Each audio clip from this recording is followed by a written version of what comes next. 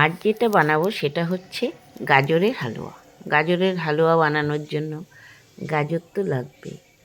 আমি প্রথমে গাজরগুলোকে ছুলে ধুয়ে ভালো করে ধুয়ে সেটাকে গ্রেট করে নিলাম।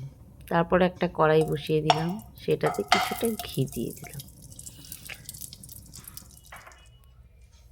তারপর একটু কাজু ঢেলে দিলাম, সেটাকে একটু ভালো করে ভেজে নেব, মোটামুটি লাল লাল করে ভেজে নেব। ভাজা হয়ে গেলে সেটাকে একটা পাত্রে উঠিয়ে নিচ্ছি। আর বাকি যে ঘিটা ছিল সেটার মধ্যে আমি আবার যে গ্রেট করা গাজরটা আছে সেটা ঢেলে দিব।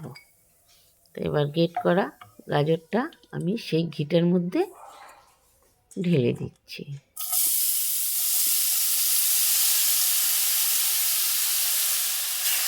এটাও একটু ভালো করে ভেজে নিতে হবে। মোটামুটি ঘিটা বেশি ঘি দিইনি, বেশি ঘি খেলে একটু অসুবিধা হয়, যার জন্য আমি কম ঘি বানিয়েছি। আপনারা ইচ্ছা করলে একটু বেশি ঘিও দিতে পারেন। যাই হোক, ঘি দিয়ে ভেজে নিচ্ছি। তারপর সেটার মধ্যে আমি চিনিটা দিয়ে দিলাম। চিনি দেওয়ার পর সেটাকেও একটু ভেজে নিব, মোটামুটি চিনিটাও গলে যাবে।